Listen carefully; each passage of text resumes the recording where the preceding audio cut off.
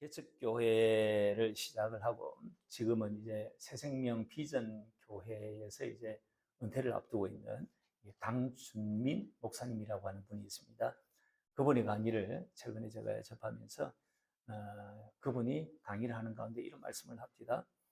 친구 목회자들이 강 목사님은 무슨 각오로 이렇게 개척을 그렇게 시작을 했습니까? 그렇게 이제 질문을 어, 그렇게 했더래요. 그래서 이 질문에 이분이 이렇게 대답을 했답니다. 죽으면 죽으리라. 죽으면 죽으리라. 이런 각오를 가지고 개척을 시작했다고 그렇게 이제 수례를 하더라고요. 그런데 막상 이제 죽음을 각오하고 그렇게 시작한 개척이었지만 개척교회를 막상 하다 보니까 여러 이제 어려움들이 이제 부딪히는 거예요. 그 여러 다양한 어려움들을 부딪히면서 그렇게 죽으면 죽으리라고 각오를 가지고 시작했지만 그 목회가 그렇게 만만치가 않더라는 거예요. 그리고 내가 그렇게 각오를 했던 것이 별 그렇게 의미가 없더라라고 하는 거예요. 네. 나의 짐이 그 각오로 인해 가지고 가벼워지지 않더라는 거예요. 개척자가 가진 것이 있다면 꿈이고 모험 정신 아니겠습니까? 사람도 없고 물질도 없고 배경도 없는 그 사람이 단지 복음 하나 들고 시작하는 것이 보통 개척교회입니다.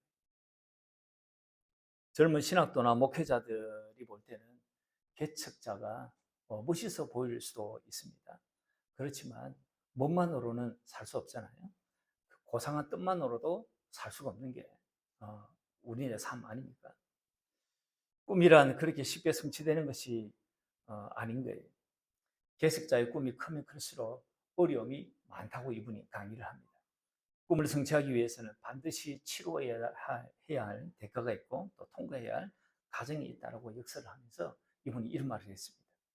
개척자가 치루어야 할 대가 중에서 가장 먼저 치루어야 할 대가 중에 하나는 꿈이 좌절되는 경험이다. 그렇게 이분이 이야기를 하더라고요. 그거와 연동돼 가지고 일어나는 것이 뭐냐니까 목회자의 영적 침체라고 하는 거예요. 이분이 고스란히 개척교를 하면서 이걸 다 경험을 한 거예요. 그리고 풀이 꺾인 목회자의 모습을 보는 것입니다. 이러한 영적 침체를 통과하면서 개척교회 목회자들에게 또 하나 따라오는 게 있는데 그건 열등의식입니다. 아니 수수교회 목사님은 무슨 재능이 있어가지고 저렇게 멋지게 교회 부흥을 이루어가는데 나는 이게 지금 뭘 하는 거지? 그런 의식이 든다고 하는 거예요. 그러면서 목회자의 마음 가운데 열등의식이 마음이 막 짜부러집니다. 그러면서 이분이 또 하나를 이야기를 하는데 무거운 책임감. 부목사로 있을 때는 책임감을 별로 느끼지 못했다고 합니다. 아무리 교회가 어려워도 사람이 어려움이 없고요. 그리고 중요한 결정을 내릴 때 또 그렇게 고민할 필요가 많이 없습니다. 왜냐하니까 자기 위에 담임 목사님이 있기 때문에 담임 목회자가 모든 것을 책임지기 때문에 그랬다는 거예요. 그런데 개척자가 된 이후에는 재정에 대한 부담은 따로 있고 또 교회에 일어난 모든 문제에 대한 책임을 이제 오롯이 이제 담당 목회자는 감당을 해야 됩니다. 순간순간 내려야 할 결정들도 많은 거예요. 이런 강의를 쭉 이분이 이제 해 나가면서 제가 이제 공감하는 것이 굉장히 이제 많죠. 이제 저도 이 개척을 한 지가 이제 한 18년이 되어 가는 거예요. 18년이 되어 가면서 꿈이 좌절되는 경험들 저도 하는 것이. 그것으로 인해 가지고 제게 찾아왔던 영적인 침체, 그리고 제게 있는 열등 의식. 제가 이제 자꾸 작은 교회 이야기를 이렇게 간혹 이렇게 하잖아요. 사실 그 열등 의식의 발로거든요. 그리고 무거운 책임감 이런 것이 아울러 가지고 짓누르는 경향들이 있습니다. 그래서 이번에 이런 강의를 들으면서 굉장히 공감이 많이 이제 같은 대목입니다. 근데 더 많이 제가 공감을 했던 것이 뭐냐니까 개척자의 과제는 하나님만이 열쇠를 쥐고 계신다라고 하는 이 대목이었어요. 하나님만. 개척자의 과제는 하나님만이 그 열쇠를 쥐고 있다. 지금까지 제가 이렇게 개척을 이렇게 쭉 18년 동안 이렇게 해오면서 제가 이제 알게 되는 것 중에 하나는, 어, 제가 왜 이렇게 교회, 저도 풍운의 꿈을 꾸고, 그렇게 개척을 시작했던 거예요. 제가 한때 기도를 참 많이 했던 것 중에 하나는, 하나님, 울산 인구의 1%를 감당하는 교회가 되기를 바랍니다. 그러면 제가 기도했던 거예요. 울산 인구가 120만 이렇게 되거든요. 그러니까 그 정도, 그것이 이제 1%니까 한 10,000명의 교회를 생각하고 제가 개척을 시작했던 거예요. 꿈 야무졌죠? 그렇게 시작했던 거예요. 근데 이게 만만치가 정말 않은 거예요. 저는 진짜 맨바닥에 진짜 헤딩했거든요.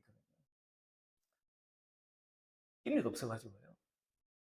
주여! 이러고 나면 어느 사람이 아니십니까? 어느 사람이 살까마귀 하나, 포대자루로 이렇게 놔두고, 주여! 이러면 어느 사람이 이제 김치통 놔두고. 참 신기한 거예요. 그래가지고 제가 때거리가 없어가 라면을 먹어본 적은 한 번도 없습니다. 제가 그 전에 재정 싸움에 대해서 제가 통과했거든요. 주님, 재정의 주인은 주님이십니다. 재정의 주인은 주님이십니다. 주님이 절대 굶기지 않는다. 11조 하는 사람 절대 굶기지 않는다. 제가 그걸 제가 확신하고 제가 체험했거든요. 주님이 그냥 채워줘요. 주님. 그리고 11조 하는 여러분은 진짜 그런 거 걱정하지 마요. 진짜 그런 거 걱정하지 마요. 11조를 이제 아는 사람은 이제 면목이 없죠. 하나님 앞에. 하나님 내 삶 책임져 달라고 그런 기도도 못 해요. 그래서 하나님 그래 하시더라고요. 그래서 이제 개척을 그렇게 해가지고 지금까지 이렇게 왔는데요. 그 하나님께서 그렇게 부모님 꿈을 안고 시작했는데 왜 이렇게 교회가 이렇게 생각만큼 이렇게 가장 애들하고 많을 때가 한 50년쯤 이렇게 되거든요.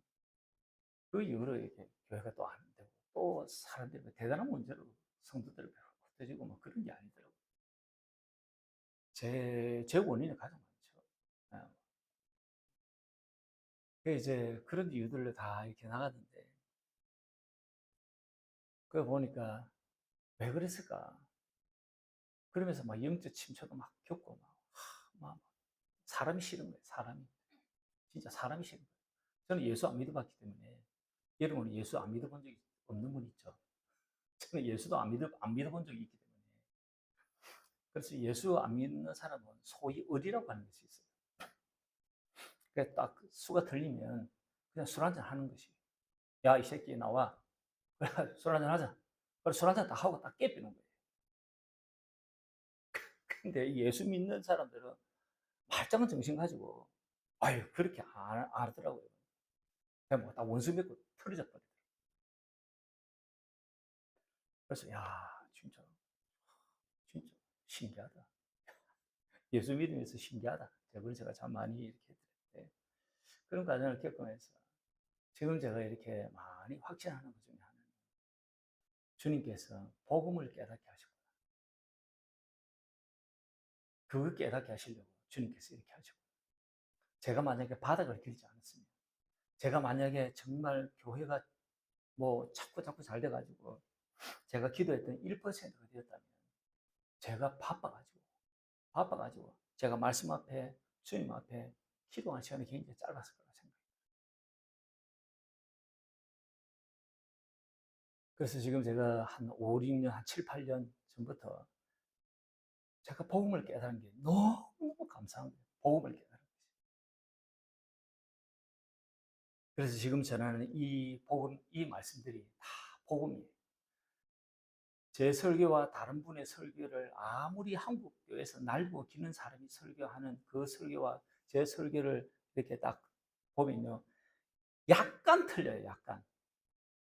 그 약간이 뭐냐니까 새 언약이 두 번째 언약이 이 두 번째 새 언약의 핵심이 뭐냐니까 주님이 내 안에서 말씀하시고 내 안에서 주님이 말씀하심으로 우리가 바뀐다는 거예요. 이게 가장 큰 차이예요. 이게 생명과 그렇지 않은 것과의 딱 구분을 갖춰요. 이게 엄청난 거예요. 한 끗 차이인데요. 이 한 끗 차이가 엄청난 차이예요. 엄청난 차이. 제가 이걸 깨닫게 하려고 하나님께서 그러셨거든요. 그런 생각을 참 많이 합니다. 참 많이 합니다. 좌우지간 제가 작은 교회 목회자인 저에게 그런 세월들을 보낸 저에게 오늘 이 본문은요, 부러울 수밖에 없는 현실이에요. 그건 바로 초대교회의 부흥과 성장이에요.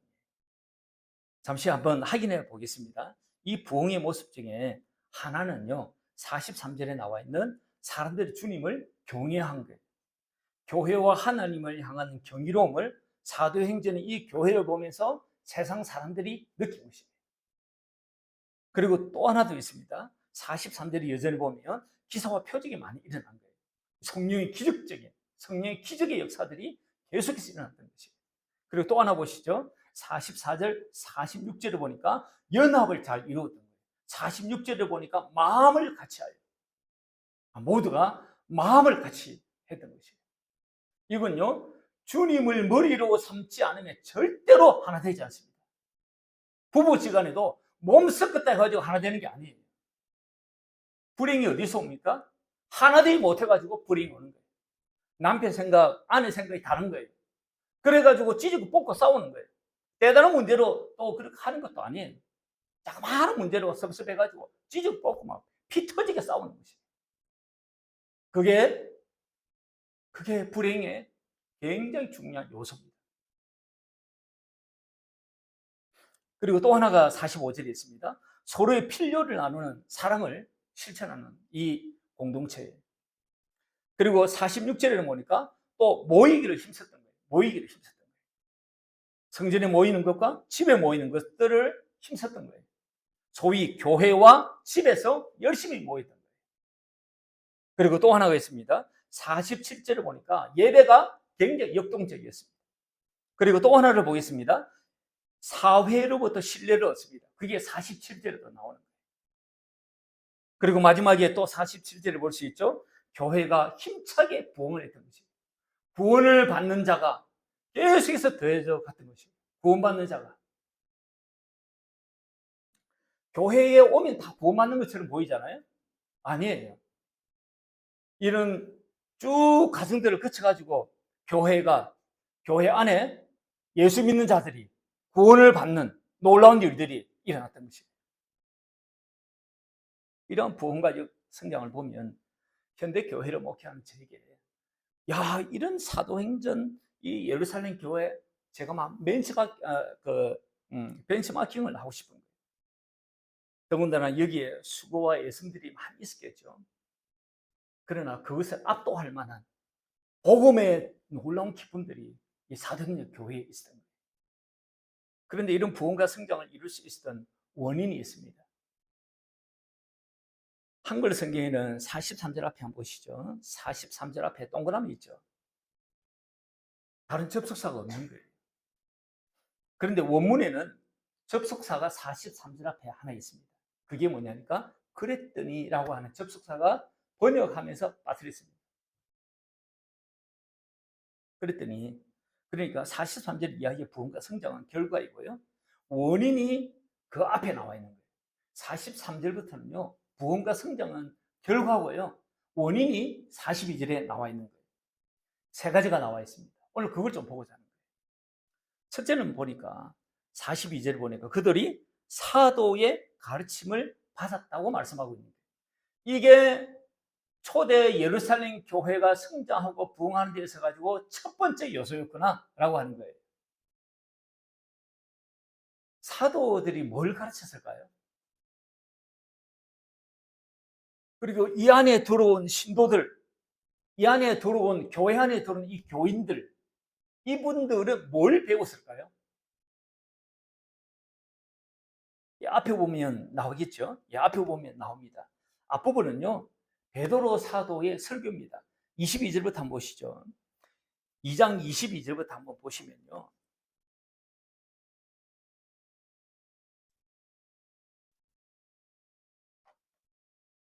그전부터 이렇게 봐야 되나요? 14절부터, 예, 14절부터입니다. 14절부터 해가지고 쭉 뒤에 36절까지 보시면요. 14절에 이렇게 되어 있죠. 베드로가 이런 사도와 함께 서서 소리를 높이 이르되 유대인과 예루살렘에 사는 모든 사람들아 이 일을 너희로 알게 할 것이니 내 말에 귀를 기울이라. 사람들이 막 성령이 임해가지고 막 방언을 하고 막 그러니까요. 야, 저 사람들 낮에 술 처먹고 지금 저들이 완전 미쳤어. 사람들이 막 그렇게 사태자라고 욕했던 것이에요.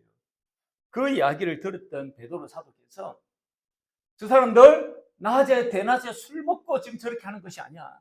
그러면서 지금 하는 내용이 증거가 바로 이 14절부터 베드로 설교예요. 베드로 사도가 설교하는 내용인데 그 설교에 있어 가지고 무슨 내용을 설교하냐니까 22절에 보면 나와요. 22절에 보니까 22절 같이 한번 볼까요? 22절 같이 한번 보겠습니다. 시작. 이스라엘 사람들아 이 말을 들으라. 너희도 아는 바와 같이 하나님께서 나사렛 예수로 큰 권능과 기사와 표적을 너희 가운데서 베푸사 너희 앞에서 그를 정언하셨느니라. 지금 베드로 사도가 뭘 말씀하냐니까 나사렛 예수에 대해서 지금 가르치고 있는 거예요. 나사렛 예수. 그리고 이분의 설교를 이 나사렛 예수 중심으로 쭉 그렇게 해 나가시는 거예요. 그러다가 맨 마지막 부분에서도 뭘 이야기하냐니까 나사렛 예수에 대해서 이야기를 하면서 끝을 맺어요. 36절 한번 보시죠. 36절도 같이 한번 읽겠습니다. 시작. 그런즉 이스라엘 온 집은 확실히 알지니 너희가 십자가에 못 박은 네, 아멘.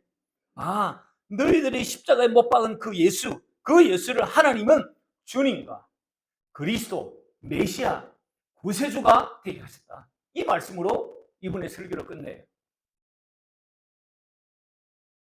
그러니까 사도들이 뭘 가르쳤냐니까 예수님을 가르쳐요.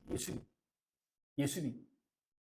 신도들은 교회에서 초청을 받아가지고 교회에 온 이 신도들에게 뭘 이분들이 배웠냐니까 예수님에 대해서 배운 거예요. 예수님에 대해서.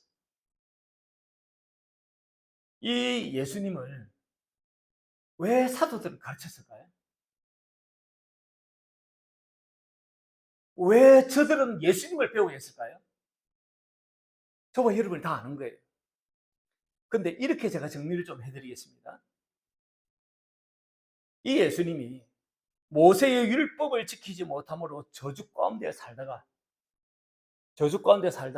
지옥에 이제 가는 이제 인생들인 거예요. 지옥에 던져질 인생들 이분들을 구원하실 분이 예수님이시기 때문에 그래요. 모세의 율법을 지키지 못한다는 말은 죄를 짓는다 그 말씀입니다. 모세의 율법을 지키지 못하는 가운데 저주를 받아요. 모세의 율법을 지키지 못하기 때문에 지옥에 가는 것입니다. 다른 말로 하면 그냥 죄 지어서 지옥 가는 거예요. 그래서 예수님을 구세주로 믿음으로 하나님의 말씀인 모세의 율법을 지켜가지고 모세의 율법을 지켜야지 축복을 받습니다. 지금 신약 성령 시대 살아간다니까 모세 율법 안 지켜야 된다. 아니요. 모세 율법을 지키지 않으면요. 그거 복 받지 못해요. 그래서 율법을 지켜서 축복받아가지고 이 땅에서 복되고 또 천국으로 살다가 천국에서 영원한 삶을 살아가는 하나님의 자녀, 그 하나님의 자녀로 삼기 위해서 예수님이 오신 것이고 그 예수님을 사도들이 이 신도들에게 가르쳤던 것이에요. 이 예수님을 가르쳤던 사도들, 이 예수님 어떤 예수님일까요?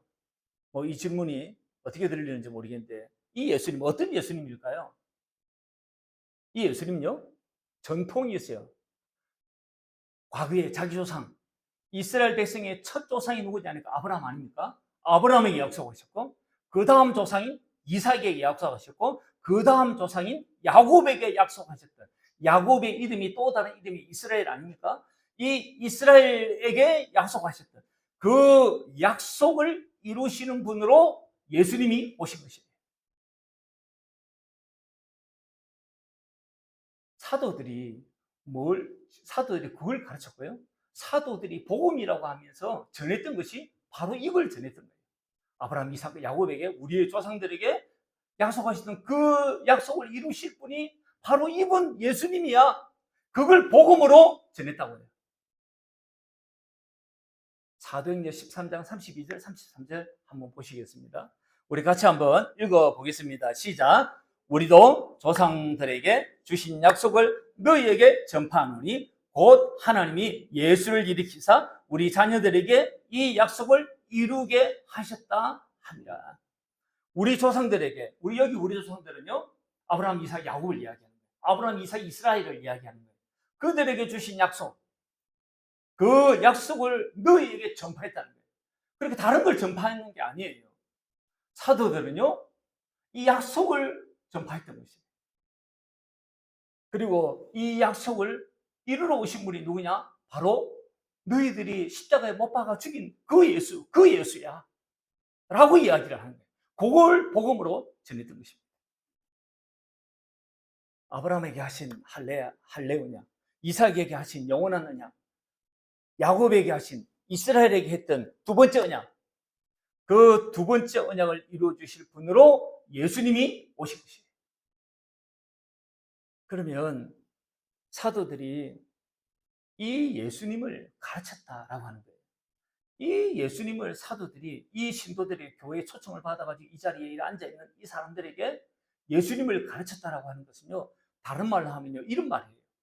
두 번째 언약, 새 언약이 자신에게 이루어지도록 가르쳤다라고 하는 말이에요. 두 번째 언약, 새 언약이 자신의 삶 가운데 이루어질 수 있도록 그렇게 그걸 가르친 거예요. 왜 가르쳤을까요? 그래야 율법을 지킬 수 있고요. 죄 짓지 않고요. 거룩하게 살 수 있고요. 그래야 축복도 받고요. 영원한 생명도 얻을 수 있으니까요. 그래야 거듭나요. 그래야 거듭나요. 그렇지 않으면 절대 거듭 못 나요. 물과 성령으로 거듭난다고 우리 이야기하는데 이 의미도 잘 몰라요. 베드로전서에서는 뭐라고 이야기하고 있냐니까 항상 있고 살아있는 말씀으로 거듭난다라고 이야기하고 있는데 이 말씀도 의미를 몰라요. 그래서 41절에 이제 전도대가 오지 않습니까? 베드로 사도가 말씀을 딱 전하니까 와, 이제 우리 어떻게 해야 되는데? 와, 이제 우리 어떻게 해야 되는데? 우리가 메시아를 죽였으니 야, 이제 우리 어떻게 하면 사는데? 그래서 막 사람들이 사도들 앞에 나온 거예요. 그렇게 그래서 교회 안에 들어온 이 사람들을 성경은 뭐라고 이야기하고 있냐니까 신도라고 이야기해요. 신도. 성도라고 이야기 안 해요. 신도라고 이야기를 해요. 한번 봐봐요. 41절에 한번 봐봐요. 41절에 보니까 그 말을 받은 사람들은 세례를 받으며 이날에 신도의 수가 3,000이라 하더라. 여기 3,000명, 5,000명 전도대가 이루어온 사람요, 이 사람들이 다 구원받은 사람이 아니라 신도로 교회 안에 들어온 거예요. 신도로. 성도 아니에요. 이런 사람들이 이제 신도로 교회에 들어와가지고는 예배를 드리는 거예요. 그리고 제자 훈련도 받고요. 세례 모임도 하고요. 그러면서 경건해지고, 그러면서 거룩해지고, 그러면서 영원한 생명을 얻게 되는 거예요. 다시 말하면 그래야 구원받는다는 거예요. 그래서 47절에 맨 마지막 절에 이렇게 했더니 구원받는 사람을 날마다 주께서 더하게 하십니다. 이게 부흥과 성장의 원인이었던 거예요. 첫 번째 원인, 복음이 전파되었고 복음을 가르쳤고, 그래서 두 번째는 새 언약이 자신 속에 이루어지도록 가르쳤구나. 그래야 성도가 되니까. 그게 첫 번째 부흥의 성장의 원인인 거예요. 부흥과 성장의 두 번째 원인이 있습니다. 그게 서로 교제하고 떡을 때는 세일 소그룹이 있다는 거예요. 초대교회 교인들은 당시 사회가 경제적으로 굉장히 힘들었어요. 그래서 틈나는 대로 함께 모여가지고 나눔의 마당을 가지던 거예요. 식탁 공동체를 그렇게 가져왔던 것이에요. 심지어는 집에서 가져온 이 음식을 함께 막 나눠 먹었던 거예요. 사람은 먹을 때 마음이 열린다고 하잖아요. 그래서 입이 열려야 마음이 열린다. 그런 말을 하는 거예요. 바울 신학에 대가가 있습니다. F.F. 브루스라고 하는 분이 있습니다. 우리가 총신 다닐 때 그분의 책을 막 이만하게 두꺼운데 바울 신학이 이만하게 두꺼워가지고 그분 책을 안 보면 막 이렇게 그 다음에 이게 화가를 지명할 수 없을 만큼 이 책을 이렇게 쓰신 분인데 이분이 예수님의 신학을 뭐라고 정의했냐니까 eating theology라고 그렇게 정의했던 거예요. 다시 말하면요, 먹는 신학. 예수님의 신학은 한마디로 먹는 신학이라고 이야기할 수 있다. 이렇게 이야기할 만큼 뭐 제가 허접한 사람이 이야기했다면 별소리를 하네. 이러지만 아주 유명한 분이 F.F. 브루스라고 하는 분이 이런 말을 한 거 보니까 뭔가 있는 것이에요. 그래서 혹자는 이런 말을 합니다. 목회자의 목회가 뭐고? 목회자의 목회가 뭐고? 목회 아니가? 목회. 그래서 같이 먹어야 된다. 같이 먹어야 된다. 같이 먹어야 된다. 이놈하고도 먹고 저놈하고도 먹고 같이 먹어야 된다. 예. 입이 열려야 마음이 열린다. 그래가지고 목회다. 이렇게 이제 정의한 재미난 분도 있습니다.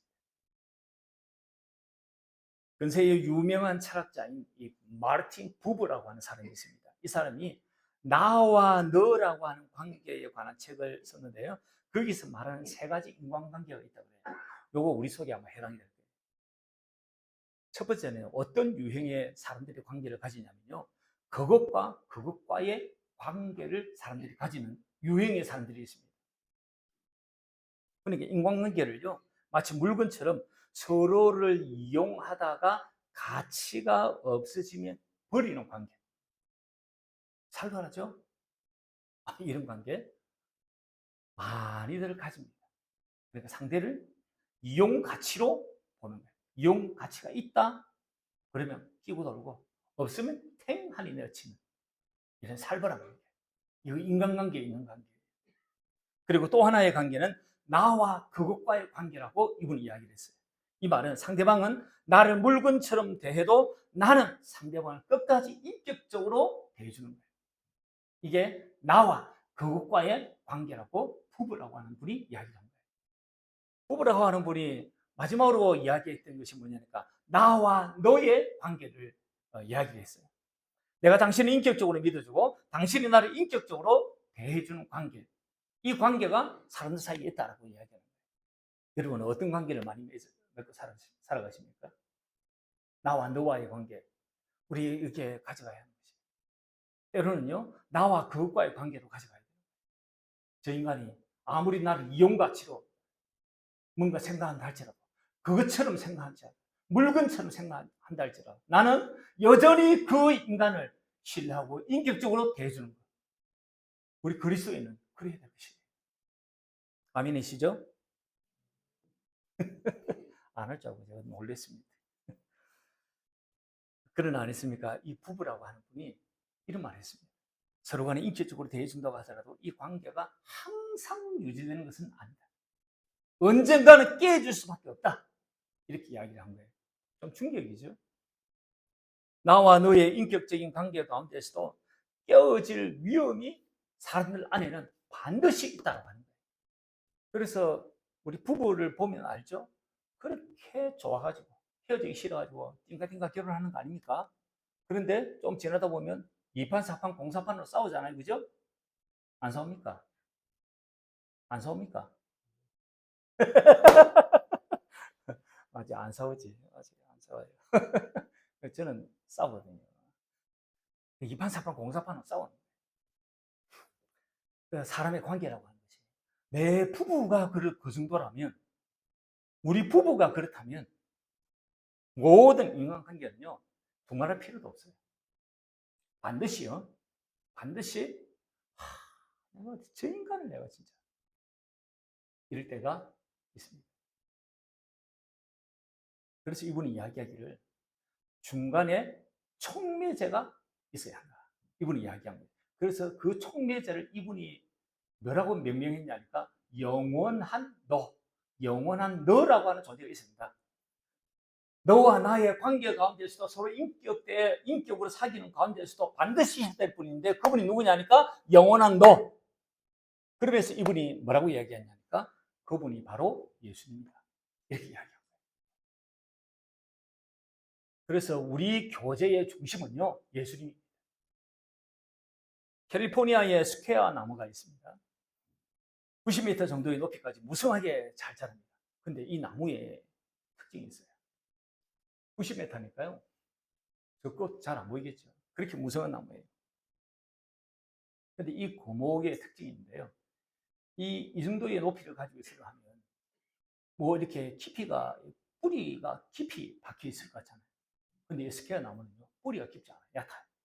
그 대신요, 옆으로 뿌리를 뻗어가는데 이 뿌리가 장난이 아니죠. 옆으로 뻗어. 그리고 이 스퀘어 나무는 무리를 이룬대요. 무리. 군집 생활을 한대요. 그래서 옆에 있는 자기와 같은 이 스퀘어 나무가 뿌리를 서로가 엮어주는 거예요. 서로를 지지해주고 서로를 이렇게 견고하게 묶어주는 거예요. 서로 붙들어주는 거예요. 그렇게 해서 높이가 그렇게 높아도 이 스퀘어 나무가 아무리 비바람이 쳐도 너끈하게 견딘다고 합니다. 성도들도 살다 보면 만나는 비바람을 혼자 힘으로 해결하기보다는 스퀘어 나무들처럼요, 성도들과의 교제를 통해서 함께 이어가고 그런 가운데 서로 붙들어주고 그런 가운데 같이 성장해 가야 합니다. 우리 교회는 성도들이 서로 교제하고 희노애락을 함께 할 수 있도록 셀이라고 하는 소그룹을 가지고 있어요. 이 땅에 보이는 일반 교회는요, 크게 두 그룹을 갖고 있습니다. 하나는 대그룹, 그리고 또 하나는 소그룹. 이 대그룹과 소그룹 두 가지를 가지고 있습니다. 그래서 이 소그룹을 교회들마다 어떤 교회는 구역이라고 이야기하기도 하고요. 우리 교회는 셀이라고 하기도 하고요. 어떤 교회는 목장이다. 그렇게 이야기하기도 해요. 셀이라고 하는 것은요, 이번에 랄프 네이브라고 하는 제2의 종교개혁이라고, 종교개혁이라고 쓴 분인데, 이 랄프 네이브가 여의도 순복음교회를 보면서 어떻게 저렇게 많은 성도들이 모일 수 있을까? 연구를 한 거예요. 저 교회를 보니까, 야, 빨간 가방이 있더라, 빨간 가방. 빨간 가방. 그 빨간 가방이 누구냐니까 구역장들이 들고 다니는 구역장 가방이에요. 저들이 도대체 모여가지고 구역이라는 곳에 뭘 하나 싶었더니 저들이 모여가지고 찬송하고 예배하고 같이 중보기도 하고 삶을 나누고 같이 울고 같이 웃고 그렇게 하더라는 거예요. 그 소그룹이 있더라는 거예요. 그것을 양반이 산 나라로 수입을 해갔습니다. 그리고 다시금 우리나라로 역수출대가 들어온 게 셀입니다. 셀. 그래서 셀이나 구역이나 목장이나 이름이 이제 다를 뿐이지 똑같은 것입니다. 대그룹이 뭐냐니까 우리 교회 교인 전체 모임입니다. 일반적으로 예배 때 모입니다. 이 대그룹 모임을 통해 가지고 하나님의 초월성, 하나님의 전능하심 이런 것들을 말씀을 통해서 경험하는 것입니다. 반면에 셀 소그룹을 통해서는요, 대그룹에서 경험하지 못하는 상호 책임 그리고 상호 의존 이런 것들을 배웁니다. 가족처럼 말이에요. 우리가 나아갈 방향은 가족이에요. 그러나 처음은 가족처럼이에요. 그래서 셀원들 간에 서로의 아픔을 나누어요. 그리고 서로의 필요를 채워줘요. 그리고 서로 격려하고요. 서로 지지하고요. 서로 인정해주고 서로 돕고 그리고 서로 책임지는 것이에요. 성령 안에서 말입니다. 이게 갑자기 뭐 21세기에 들어가서 생긴 것이냐? 아니요. 예수님도 소그룹을 가졌습니다. 그래서 우리 마가복음 3장 14, 15절에 보니까 저렇게 되는 거예요. 같이 한번 읽어보겠습니다. 시작. 이에 12를 세우셨으니 이는 자기와 함께 있게 하시고 또 보내사 전도도 하며 귀신을 내쫓는 12를 세우셨던 거예요. 소그룹의 최대 단위가 맥시멈이 12명입니다. 3명부터 해가지고 12명. 이 단위를 소그룹이라고 그렇게 이야기를 하는 거예요. 아, 예수님이 소그룹을 시작했구나. 예수님이. 초대 교회는 예수님을 본받는 자들 아닙니까? 그래서 초대 교회 때도 소그룹으로 모였을까요? 모였습니다. 그래서 흔적들을 몇 가지 한번 보겠습니다. 골로새서 4장 15절 말씀 같이 한번 읽어보겠습니다. 시작. 라오디게아에 있는 형제들과 눈바와 그 여자의 집에 있는 교회에 문안하고, 지금 문안을 하는데 그 여자의 집에 문안을 하는 거예요. 가정교회가 있었던 거예요. 소그룹 단위로 가정교회가 있었던 거죠. 빌립보 4장 22절 한번 보겠습니다. 같이 한번 읽어보겠습니다. 시작. 모든 성도들이 너희에게 문안하여 특히 가이사의 집 사람들 몇이니라. 고린도서 16장 19절도 한번 보겠습니다. 시작. 아시아의 교회들이 너희에게 문안하고 아굴라와 브리스가와 그 집에 있는 교회가 주 안에서 너희에게 간절히 문안하고. 집 안에 있는 교회라고 이야기를 하는 거예요. 집 안에 있는 교회, 가정교회. 그래서 성경에서 이미 주님이 시작하신 것이구나. 그래서 21세기에 들어와가지고 새롭게 하는 것이 아니구나. 그 전에 콘스탄틴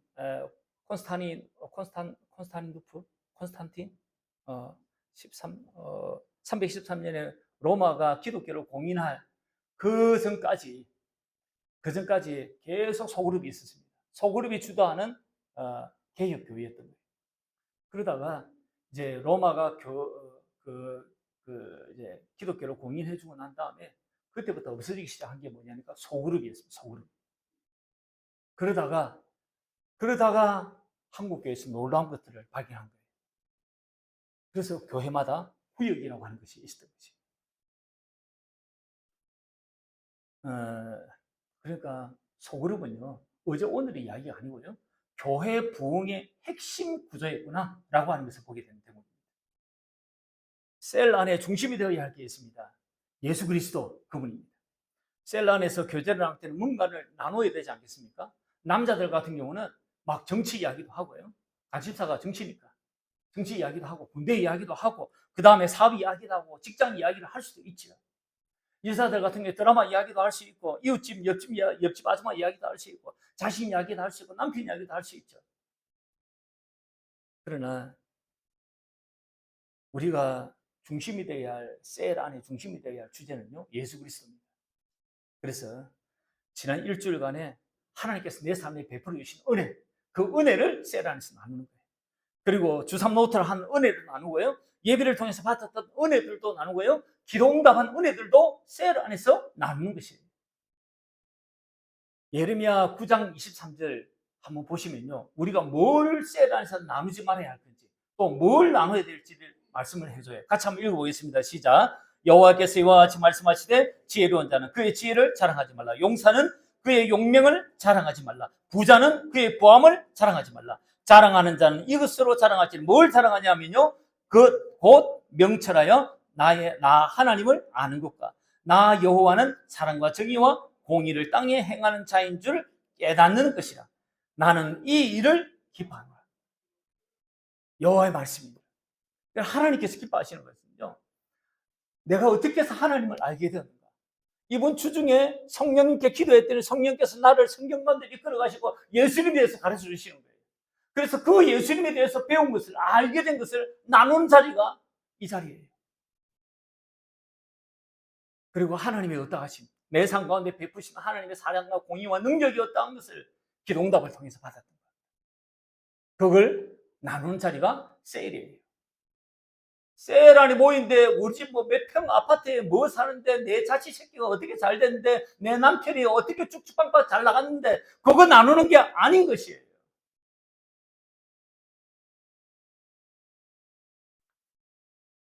셀이 보다 풍성해지기 위해서 나누어야 될 팁이 있습니다.